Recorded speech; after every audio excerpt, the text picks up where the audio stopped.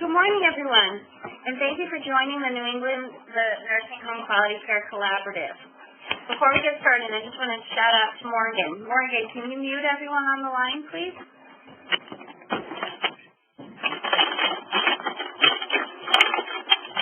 The leader has muted your line. To unmute your line, press pound 6. Great. Thank you, Morgan.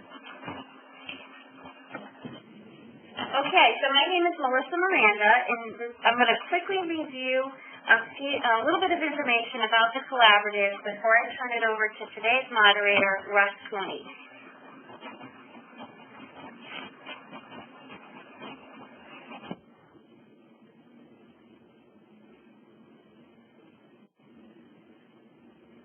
Okay. I'd like to thank you for being part of the collaborative and remind you what it actually means to have you as part of a collaborative. So first of all, we have about 660 nursing homes across New England in this quality improvement collaborative. That means that the QIO in your state and across New England is providing some level of support to about 70% of the nursing homes in New England in the following ways.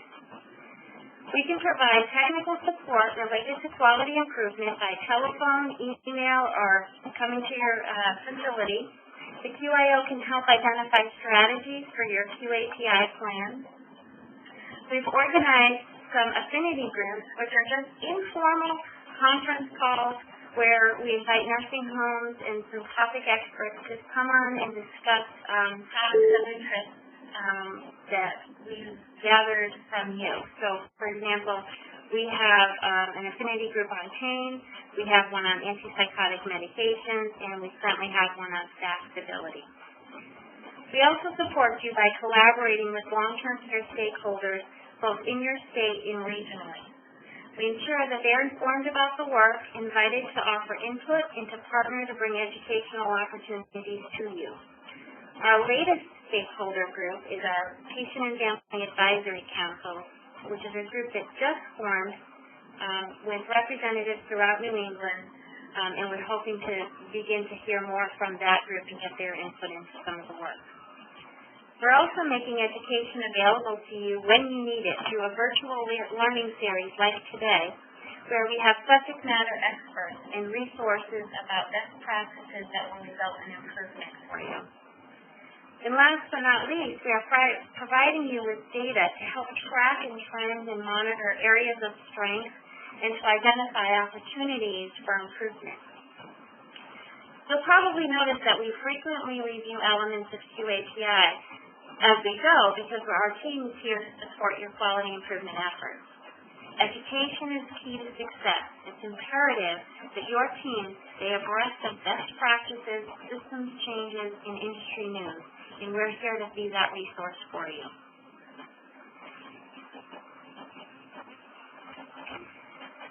So I just switched the slide. This is just a snapshot of some of the free materials on our website. You can access narrated presentations on a variety of topics, QAPI, care transitions, adverse events, dementia care, just to name a few. And there's no rules on how to use this information.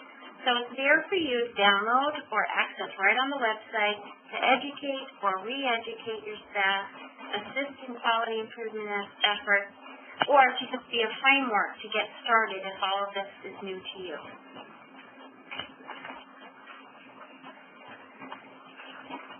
Okay, so now on to today's program.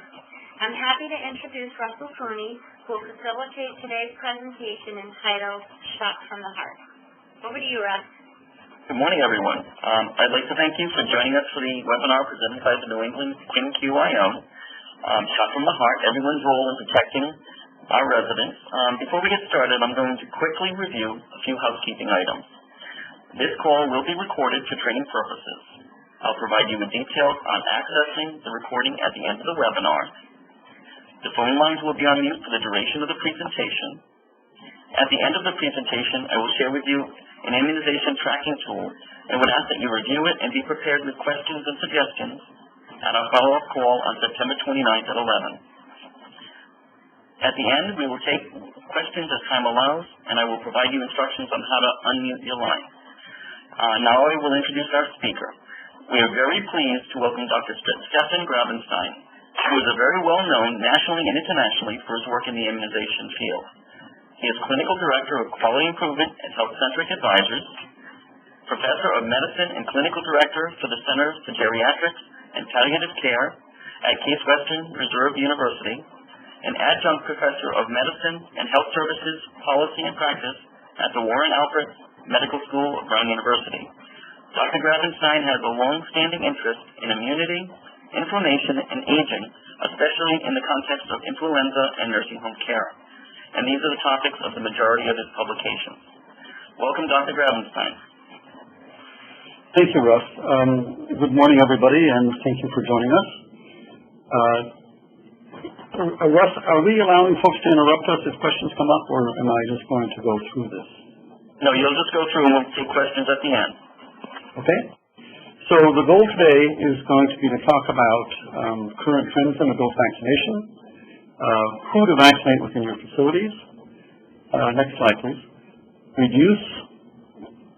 I don't think I have controls to do it from my computer, so I'll keep giving you a heads up.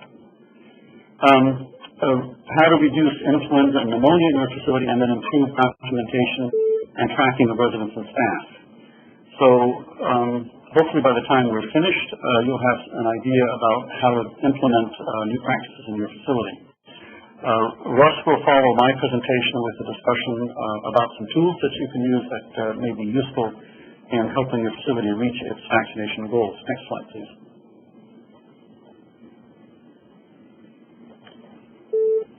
So try going in the other direction.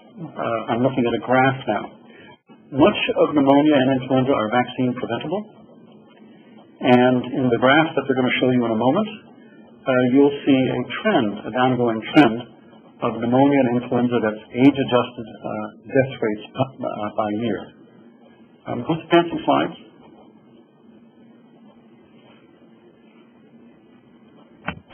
I guess I can do it. I'll take care of it.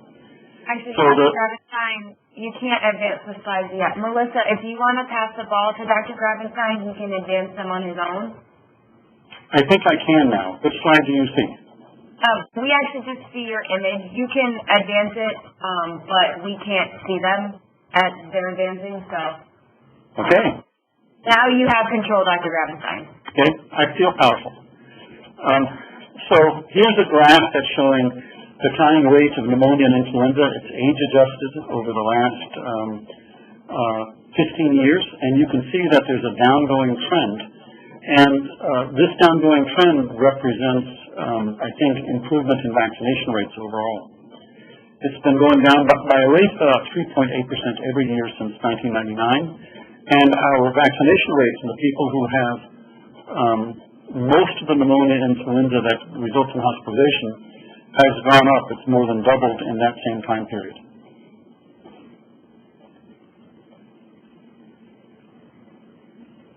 There we go. Okay. So in this graph, you can see that males are slightly more likely than females, men more than women, to get pneumonia, influenza, and die from it. And also, if you are Caucasian or Hispanic, you have a slightly, or Asian and Pacific, you have a slightly reduced risk of dying from pneumonia and influenza than do American Indians or blacks. Some of that is related to differences in vaccine uptake. You can see that the majority of folks who die from pneumonia and influenza, over 90%, are over the age of 65. And this is also represents the nursing home population, which is mostly over the age of 65. And you can see that the crude death rate per 100,000 is 10 times higher for the group that's 45 to 65 to over 65. So the group that will benefit the most from vaccine is also the one that has the worst outcomes, and that would be the oldest age group. In Healthy People 2020, we've had goals for immunization for vaccination coverage of a whole bunch of vaccines, but front and foremost on these are for pneumococcal disease and influenza. And the vaccines that have become available just in the last 2 years have improved quite a bit. So the opportunity to do more than just vaccine, but actually give something that's more effective has been enhanced. In 2008, we had about 60% of the population over the age of 65 covered. Presently, we're closer to 70%, but still under 70%. The goal by 2020 is to be over 90% for pneumococcal disease. For invasive disease, and that would be invasive disease is for pneumococcal disease that gets into the bloodstream, for example.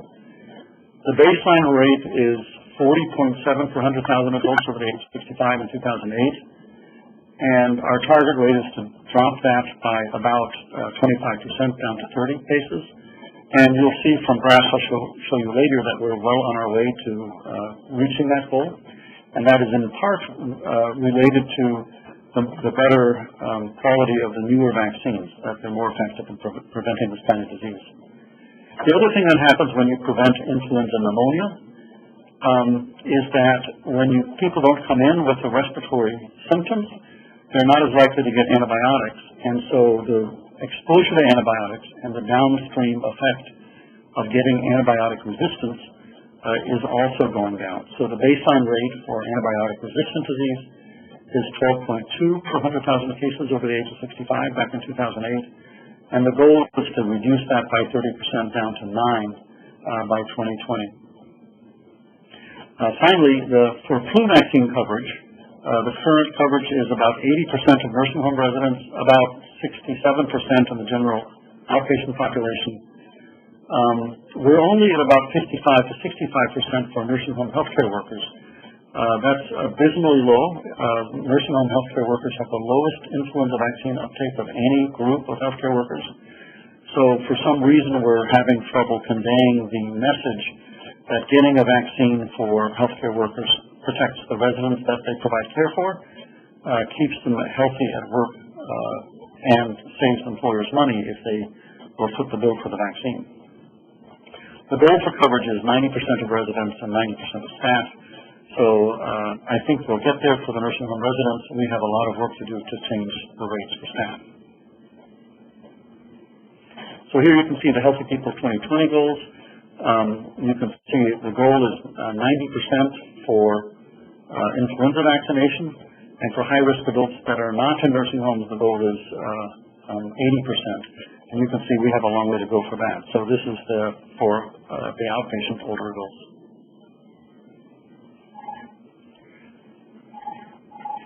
So for healthcare workers, nursing home healthcare workers, 2011 to 2012, we had a 52.4% overall coverage. And the facilities that had the greatest coverage were the ones that had a policy by the employer that healthcare workers should be vaccinated. They had almost double the rate of vaccine uptake by the healthcare workers in their facilities. So if you don't have a policy that is front and center for your facility, where there's an expectation that everybody gets their flu vaccine every year, you will have more trouble in getting employees to accept the vaccine. In hospitals where they make influenza vaccination mandatory, when they've been at 40, 50, 60% in prior years, they go up to 98%, usually within a year of a mandatory policy. There are some challenges because nursing unions, among others, sometimes push back against mandatory vaccination, but it is ultimately to protect the patients, and you can subscribe to your employees' a better nature to want to get the vaccine and to protect their family members as well as their patients, and that this is just part of doing good care. So, in addition to vaccination policy, having the employer promote it, having signs out, putting lapel pins that people can wear once they get the vaccine. One that we tried a few years ago was a pin that says, "I got shot for you." You know, this is shot from the heart seminar today. is a strategy that says that employees care about their residents, the patients are taken care of, and that they're willing to go the extra mile, even if they aren't willing to do it for themselves, but they can do it for the people that take care of. If the employers make vaccine available for more than just one day, so they make that a vaccination campaign, and among the things they can do, for example, is make it not only available every day, any day during the flu season to employees who haven't gotten it, but that any of the staff that are licensed to give vaccine can in fact give the vaccine to another employee. If the facility is feeling even more generous, they could potentially even offer to give vaccine to household members of the employee or of frequently visiting family members for residents. How is he afraid of that? What is he? The most common error in vaccine knowledge is that people think they can get flu from the vaccine. There is no, I can hear somebody talking in the background. Could you please mute your line? So, Dr. Gravenstein, I can go ahead and mute everyone again, but you will have to press #6 to unmute yourself. I'll do that. Okay, hold on 1 second. The leader has unmuted your line. The leader has muted your line. To unmute your line, press #6. Dr. Gravenstein, if you'll hit #6. I did. Thank you. Excellent. We can hear you. So the most common error in vaccine knowledge is that people think they can get influenza from the vaccine. In fact, there is no live virus in the vaccine, so you cannot get flu from it. When patients have soreness in their arm after the shot, or feel headachy or stuffy the day after the vaccine, it could be that their immune response is doing that, and that may be a good sign that they're actually getting good protection. So the way I deal with this when patients ask me about it, I say, if you get it, that's probably a good thing. Don't sweat it. At least you know you don't have the flu from the shot. Okay. So how is influenza spread? Mostly we consider this as being spread through the air with coughing and sneezing, even talking. If you've ever walked behind somebody who sneezed, you can sometimes smell their sneeze. Those are the small drops of aerosol particles that you're now inhaling. What a great way to share. So there are ways you can get it. You can also spread it in theory through inanimate objects like countertops, especially ones that are highly polished. The virus can survive there for anywhere from hours to days. Typically, it doesn't survive on cloth materials. If you put it on a cotton pillow, it sticks and can't come off. So using facial tissues, sneezing into your elbow if you get sick are all things that you can use to reduce transmission. In a nursing home, the most likely people to be transmitting flu are the staff who have direct contact with patients and visitors, including family members. And many nursing homes are understaffed. You may have that situation in your own place.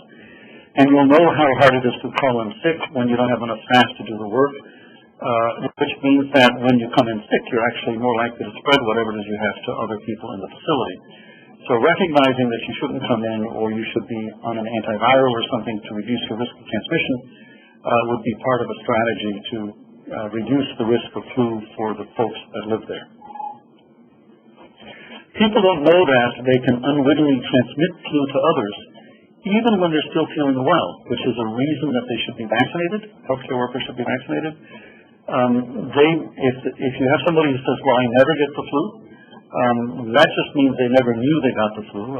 They might have been healthy enough they didn't recognize it. And they should still get the vaccine because then they become unwitting transmitters. Up to half the people who get influenza in any given year never knew they got it. They had such mild symptoms they didn't recognize it. And that means that when they got it, they were busily transmitting it to others, not realizing the harm that they might be causing. By getting a vaccine, not only does it reduce the likelihood of getting sick in the first place, but if you happen to get flu anyhow, the number of days you get sick is also dramatically reduced. Vaccine reduces the likelihood of hospitalization from a heart attack, stroke, and pneumonia. Each of these by 8 to 30%. So it's more than just preventing influenza. It actually prevents other serious conditions in older nursing home residents. The goal is to increase vaccine uptake, and there's things you can do sort of in general in your facility to maximize that uptake. For example, standing orders for vaccination. I know there's still facilities out there that every year get individual consent from residents to get the vaccine. Not only is it highly inefficient, it's also unnecessary. You can do it as part of your admission process when they first come in and let them know that they're going to be, every year are going to be offered the vaccine. And if in a given year they decide to decline, that they have the right to decline it. But that is the standing order and that's what you're writing. And then you should be good. And if a legally authorized representative is needed, they're usually around at the time of admission to authorize all sorts of things, and that can then be carried forward even if they become demented and can no longer adequately consent. You should be able to allow verbal consent for this. Written consent is no longer required. Seasonal vaccination campaigns are part of how you get the vaccine into arms. Works better in the arm than on the shelf. And planning this as something that you do every year. You may not know that just in the last 2 weeks, the CDC changed its recommendations from give the flu shot as early as you can to giving it preferably in October or November. This is something where they've been waffling back and forth over the last 20 years. And nursing homes are especially equipped to be able to target the exact time at which they give the vaccine. So since there isn't really any flu activity around yet, you won't have needed to have given your influenza vaccine yet in this country. In most years, flu activity starts creeping up in late November, typically after Thanksgiving or after Christmas, peaks in mid-January to mid-February, and is gone by March or April. We do have occasional seasons where it starts much earlier, like when we had the 2009 pandemic. It started in the spring and worked its way all the way through the summer. But most years, it doesn't start until late November to late January. So the recommendation of giving the vaccine in October or November makes a lot more sense. This is especially true if you're giving the regular vaccine where the vaccine response isn't quite as strong. So we recommend that if you get your flu vaccine and you have it, to start your campaign sometime in October with the goal of finishing either by the end of October or the middle of November. The goal also should be to get the uptake among healthcare staff as high as you can, and you can set quality targets for your facility staff to see if you can get to that level, and you can make it a competition or other kinds of ways. Once you do this, or you give them pens, or you throw a pizza party, if the staff get up to a 70 or 80% rate, those would all be things that can recognize and give positive feedback to doing healthy activity for each other as well as for the facility. Access and payment have been issues with flu vaccine. These are reimbursed, including the newer vaccines like the high-dose flu vaccine and the Fluad. Having a system to track who has been vaccinated. If you have an electronic medical record, that should have a place to log this. Your pharmacy can also track it for you so that you can complete it and add it to the MDS for your reporting, but also separately recording and keeping track of which staff are vaccinated.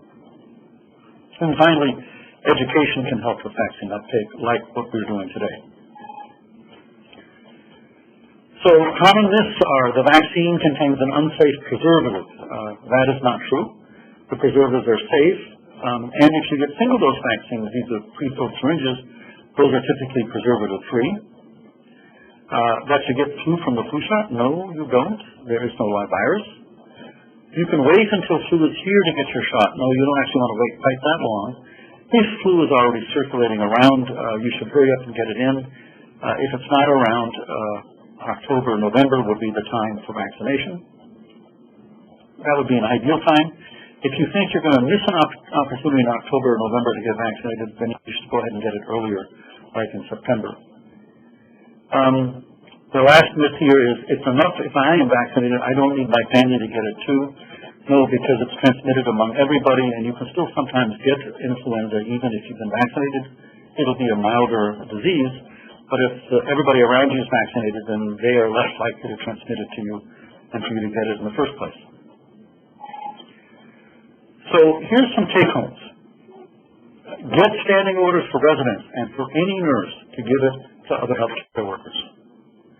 Consider adding an approach that allows and promotes family members to get influenza vaccine at your facility. Consider which of the various vaccines available are right for your residents and their families and your staff. There are a bunch of them out there. High dose and adjuvanted are available for the 65 and over. Trivalent and quadrivalent are available for everybody.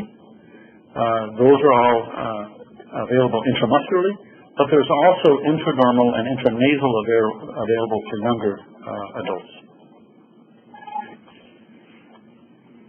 So, pneumococcal disease, we're changing course here. Invasive pneumococcal disease has been on the decline in the last 2 decades, largely because of the better vaccines. And here you can see a slide that shows you per 100,000 people how much the pneumococcal rates have gone down. This is now specific to invasive pneumococcal disease, like pneumococcal bacteremia. And you can see in 1999, when the conjugate PCV vaccine that had 7 antigens in it was introduced, this in 1999 was only given to children under the age of 5, and you can see the blue curve drops dramatically the rate of invasive disease with the introduction of that vaccine.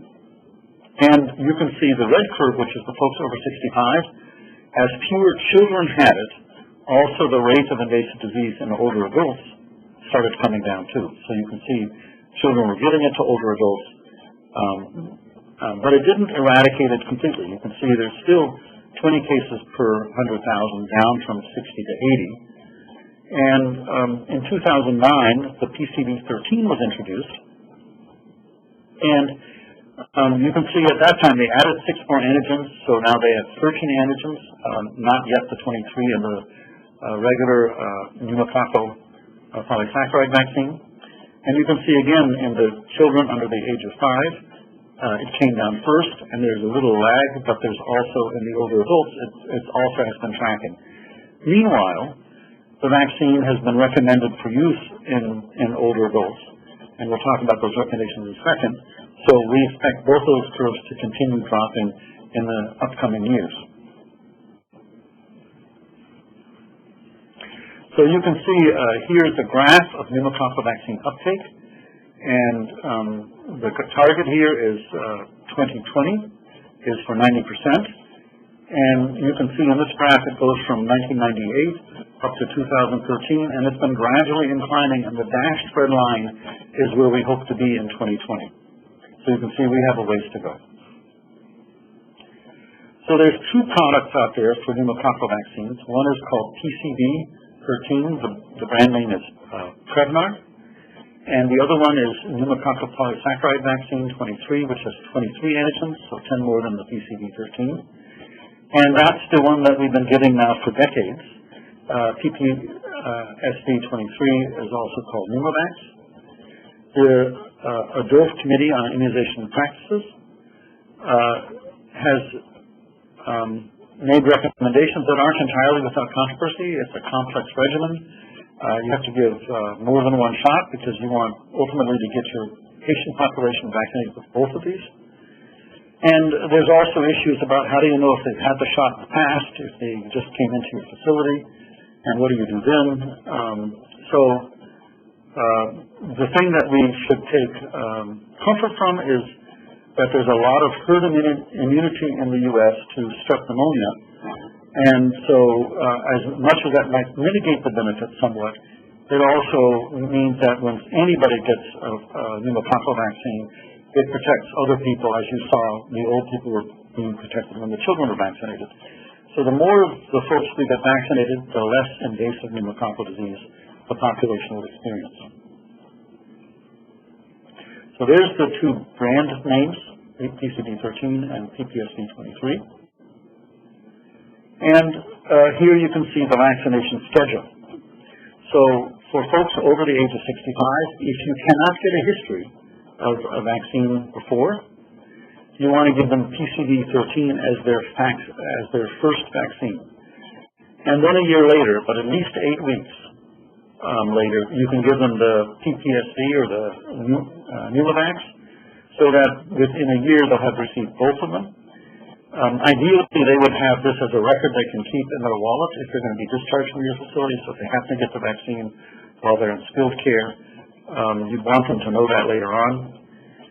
If you don't get a history, and it happens they've been vaccinated, it turns out it's still safe to give, so you want to err on giving them a vaccine rather than having them go without vaccine, because the benefit by far outstrips the risk. If they've already got a history of getting the Pneumovax, the PPSV23, then in the year that follows, they should be getting PCV13. And if that initial one was before age 65, a year after they get their PCV13, they can get the Pneumovax again. So in this case, they would get, if they got it when they were young, they would get 2 additional shots, first PCV13 and then PPSV23. If they're already over the age of 65 when they got their Pneumovax, you just give them the PCV13, ideally at least a year after they've had their Pneumovax. So for the younger age group, it's a little bit more complicated. This is now a group that's at high risk for complications. So you can see there's 3 main categories: smokers, if they're residents in long-term care facilities, or if they have certain chronic conditions like those that are common in nursing home residents, like heart disease,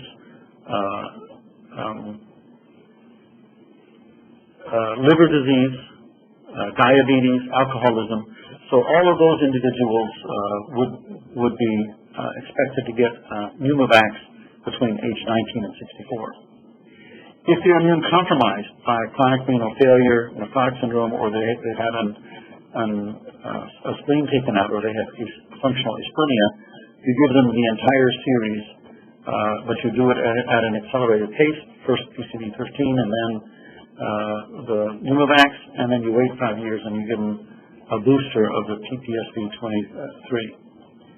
If they have CSF leaks or cochlear implants, again, you want to give them both of them, and you actually just space it by 8 weeks. So you can see the carve-out here is if they're a long-term care facility resident, that would be your residence. If they're over the age of 19, they should be getting a pneumococcal vaccine. And in the group that's under the age of 65, it's at least a PPSV23. So if you want to look up the schedules for vaccines, there are general vaccine tables, and I've given you the links here. You can go to CDC, or you can just Google. I would Google cdc.gov or CDC adult vaccines, and you will come up with this link, and then you can click on it to find exactly when to give influenza or pneumococcal vaccines. It is pretty confusing, if you ask me, and if you don't do this for a living. So the goal is everybody over 65 ultimately will have received both the PCV13 and the PPSV23. So this is what the schedule looks like when you look it up, and you can see that in that top R area, you can see that they have a whole bunch of different vaccines, and among them are the flu vaccine on the left, and then where the blue bars are, the first set of them, you can see pneumococcal vaccine, and you can see recommendations for various age groups. And the flu vaccine is across all ages. It's universally recommended for everybody over the age of 6 months. And for pneumococcal vaccine, you can see that there are recommendations for high-risk groups for the age of below 64. And after 65 and older, it's recommended for everybody to get both.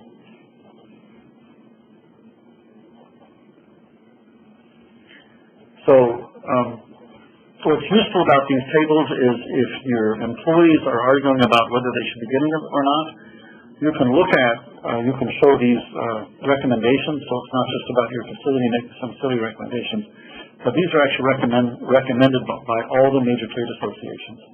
And for yourselves, also if you're interested, you can look at the other vaccines, like for example the shingles vaccine Meningococcal vaccine, HPV, which is for cervical cancer prevention, hepatitis, and so forth. So you can see the schedules for all of the vaccines and get people to start keeping track of their own vaccine schedule. It's useful if they ever change jobs, which of course never happens in nursing homes. That's I'm being sarcastic. So, for Healthy People 2020, everyone should get the flu vaccine, even family members. Everyone over the age of 65 should get a pneumococcal vaccine. The goal is that eventually all will have gotten both PCV13 and PPSV23. Recognize that getting vaccine doesn't just protect the person who's getting the vaccine, it potentially protects the people around them, including their family members and the patients they provide care for. Standing orders, education, and health professionals setting an example are all strategies to improve vaccine uptake. And I'm going to hand it over to Russ Cooney to talk about tools that you can use to track who's been vaccinated to help you reach your quality goals. Russ, back to you. Stefan, can you pass the ball to Melissa? Okay, so let's see. How do I do that? If you right-click on the little ball next to your name, I believe it'll give you the option. Or actually, I'm sorry. Right-click on Melissa's name. Actually, I just clicked on Melissa's Stefan's name, and it popped up with a box. Perfect. Oh, we got it. Okay. I just sent it to you. Yep. Okay. Thank you very much. Great presentation, Dr. Gravenstein. Let me first welcome everyone to the 2016-2017 flu season. Boy, that summer flew right by. Recently, we've been asked by a number of homes about the availability of a tracking tool for immunizations. When we looked up there wasn't a lot out there. So we decided that we would develop one. I'll review the tracking spreadsheet and would welcome suggestions or comments. What we want to do is we want to make this something that everyone can use and saves people time.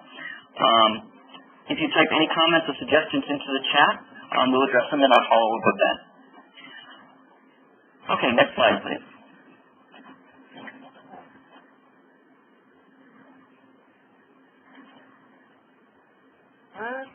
I'm clicking. Angela, are you clicking on the little arrows at the top of the PowerPoint presentation? I am. You did move. Yeah.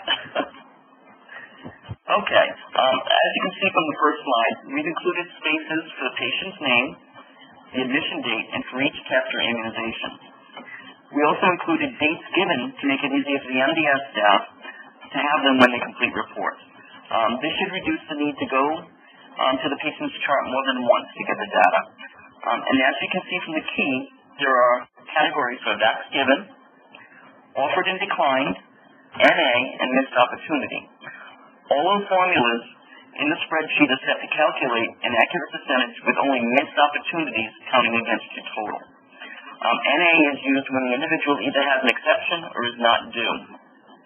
This page is set up by month, can be set up for any number of patients, will automatically calculate the percentages which feed into our data chart, and can be broken down by unit they are staying on. Next slide, please. Can I interrupt for a second? Sure. In that spreadsheet, it might be useful to include another column that has the vaccine lot number. Okay. Because everybody needs to record that, and that helps them with their survey. Okay, that sounds like a good idea. Okay, in the second slide, you can see we have put in some dummy data, so you can see how the form would work. As data is entered on the monthly sheet, this page is updated. This data in turn populates into a line graph. Next slide. This gives you a way to track data month to month, as well as compares you to the state and national averages. It also includes the previous year's percentages. Next slide. And on the final slide, we've developed a way to track staff immunizations. This form can accommodate any number of staff and can track whether staff received the flu shot or declined, whether they got it elsewhere, and if documentation was received both for the external immunization and if the person has an exception. It also asks if the person was informed that they need to wear a mask during widespread flu. This last part can make it easier for you when it comes to having to track the requirement and who is is necessary to have that happen. We want this spreadsheet to be something that will be of value to you, and therefore we want to hear from you about ways to improve it. Feedback from MDS coordinators is especially important because we want to make it as easy as possible for everyone to be able to track the information. No one wants to keep going back and forth to the chart to get lot numbers or the dates that they were given or any of that information. So it's really important. This is a growing document. We want to hear your feedback so that we're sure that we get all your needs met. I know you can see that there's only 3 residents on there or 3 staff members on there. This form can be expanded as much as needed to accommodate your full staff. And it's worth noting that Roger Goodell did not get his flu shot this year. Sorry for my warped humor, but I figured we needed to add something in there. At this time, we'd like to take a few questions as time allows. Morgan, can you please tell participants how to get in the queue to ask a question? If you have a question, please press #6 on your phone to unmute your line. And I know several people manually muted their own phones, so you would have to unmute your own phone as well. Again, it is #6. Also, just a reminder that you can also type your questions into the chat panel on the right side of the screen. Good morning. I have a question. Okay, go ahead. Yeah, hi. My question is about the Pneumovax. I understand that it's after 65 if you've had the Pneumovax 23, that they just need Prevnar 13. But is there a time delay? So what if it's been like 6 or 8 years since they've had 23? Do they just need 1 dose of 13, or do you have to do a series again? We're still early in using the 13, so right now there is no recommendation for re-vaccinating with 13. I'm guessing that in 5 years or so that might change, but another thing may happen that which makes it hard to predict. If the PCV13 reduces pneumococcal disease at the same degree that the PCV7 did, you saw how those graphs, plummeted in the incidence of disease. It could be that the vaccines make themselves obsolete. Right. My question, I'm sorry if I didn't word it properly. We have very elderly patients here, and many of them have received the Pneumovax 23 after the age of 65, but it was still a decade ago. So would they would just get 1 dose of 13? Correct. Okay. All right. Thank you. Sure.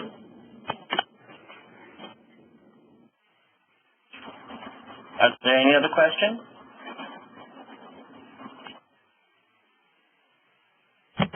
Again, it's #6 to unmute your line.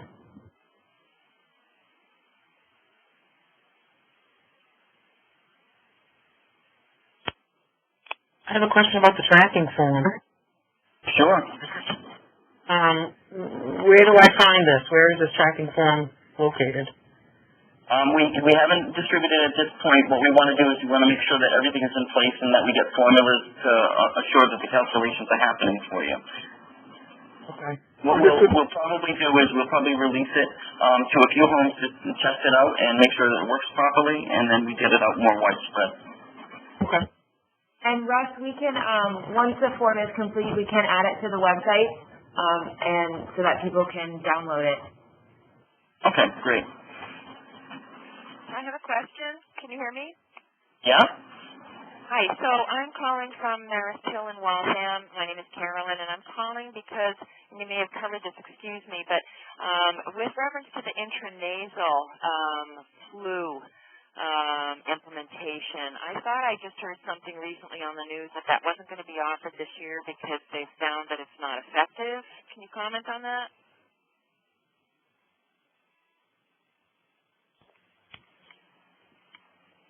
Stefan, did you want to address that?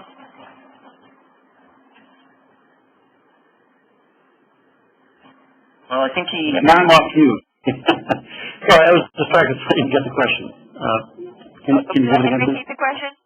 Please do. So what I heard recently on the news was that the intranasal option for flu was not going to be offered this year because they had not proven it to be effective. So I'm not sure that it's not going to be offered, but it's not recommended. Okay.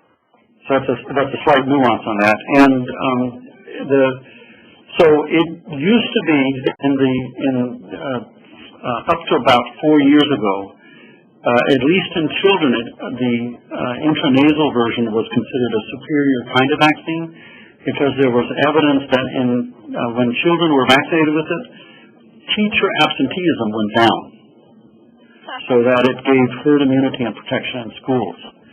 In the last 4 years, the attack rate among children who have received the intranasal vaccine has actually been higher than with children getting the regular killed vaccine. And for that reason, it's not currently being recommended, even though I think it's still being made. Now, it probably, so what changed 4 years ago after having over a decade of appearing superior, I think, is they changed the manufacturing process. They adapted some technologies. They used to, put the virus out on a dish to pick the growing colonies with a pipette. And 4 years ago, they changed to have a machine do it instead of a person. And I think that process change meant that it wasn't as good at picking out the best colonies, and they ended up getting a more attenuated vaccine that just wasn't as effective. That's my personal opinion. So isn't that interesting? More than you wanted to know. Yeah, no, that's very interesting and reassuring to know that people are still more valuable than machines. Yeah, still. Thank you. Hi, Dr. McNichol, I have a question. Can you hear me? Yeah. So Stefan, I was wondering if you could, and you might have addressed this, I'm sorry if I missed it, but why do you have to give the PCV13 before the 23, the Pneumovax? In our practice, we've been doing the opposite. So is there a good reason why we need to do it the other way around? So, because it's recommended. Okay. So, biologically speaking, in terms of what the outcome is a year later, there is no difference once you have both vaccines in. The PCV13 is more effective for those 13 strains, and those are the most pathogenic of the 13 strains. So, it makes sense that if they haven't had any vaccine, to do the 13 first. But for the patients, what is their actual risk in any given year to get pneumococcal disease? Well, not a lot, and so the marginal benefit of doing them in a special order probably isn't that big. I have a second question. Is there a problem if they get it before a year, or is it just that they want the antibiotics to build up separately or something? No, I don't think. I think the idea was when they're thinking about how to give it, in general, we like to give vaccines when they're coming in for vaccines anyhow, so in an office practice, you'll see them again a year later. So rather than having them come in for an extra visit, a month or 2 months out, which is harder to get people to do, you just make it part of your vaccine schedule. So when they get the flu vaccine, you give them the pneumococcal vaccine, and a year later, you give them the second pneumococcal vaccine with their flu vaccine the following year. So that's just how you build your schedule. You can give it within 8 weeks, and I think you can give it actually in either order. But still, there is a recommended way to do it, and you get a tiny little added benefit from doing it in that order. Great, thank you. Sure. Stefan, we have a question in the chat. If a resident cannot remember or there is no documentation to previous vaccination, are there any dangers to starting the process and vaccinating? And are there concerns if we find out afterwards that they did receive the PSV13? So the short answer is don't sweat it. It appears that prior vaccination only trivially increases the reactogenicity, which I think is what the question is about. So if you can't get a history, you assume they've not been vaccinated, and you go ahead and give it.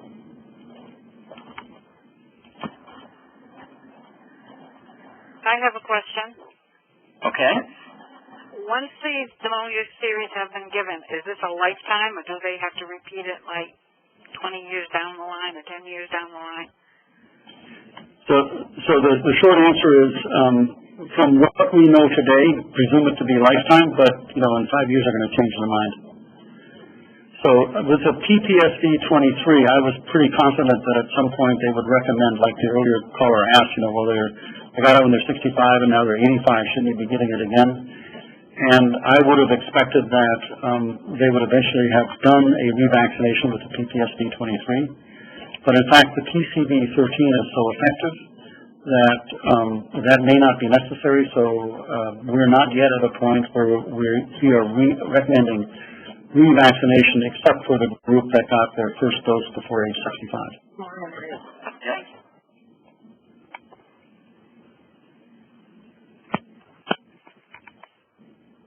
Any more questions?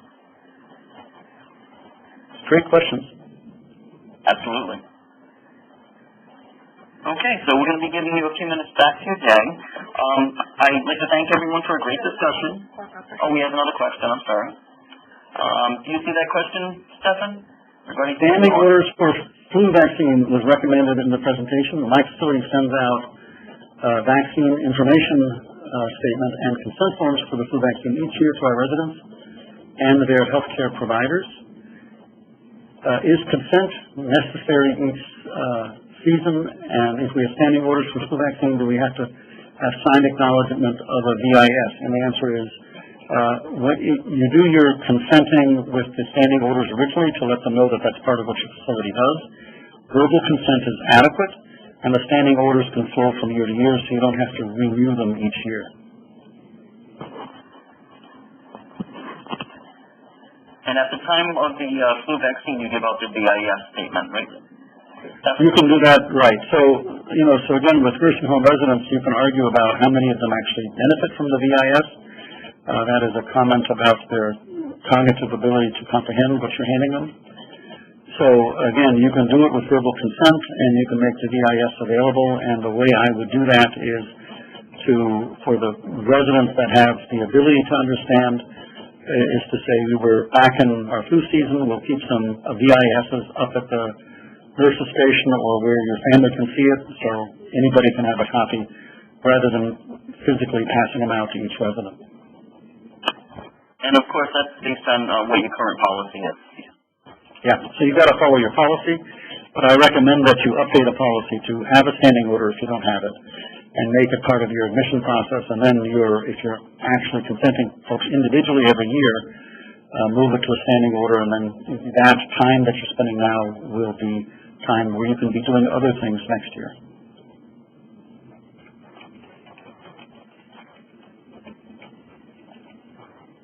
Thank you for that. Okay, do we have any other questions? Yes, I'd like to order some of the pins for the staff. How do I go about doing that? So, Russ, we're going to have to make some pins. I guess we are. They're actually pretty cheap to make, so that might be something we can do.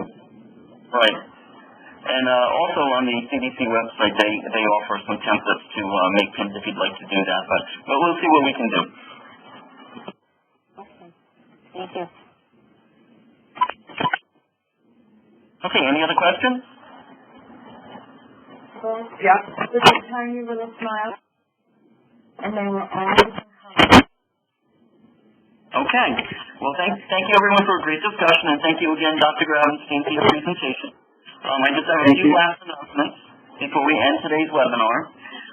When you close out of the webinar, the evaluation will automatically pop up on your computer. If you could fill that out, we'd really appreciate it.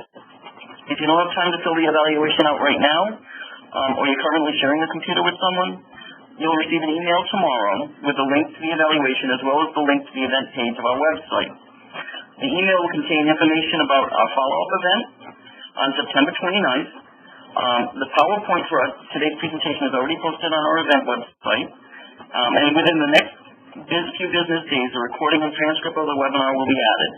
I've typed my email address into the chat. If anyone is interested in piloting the form, please let me know. And it'll probably take a few weeks for us to get it out, but we will definitely include you. Thank you again, everyone, for attending, and have a wonderful day. Thank you. Thanks, everybody.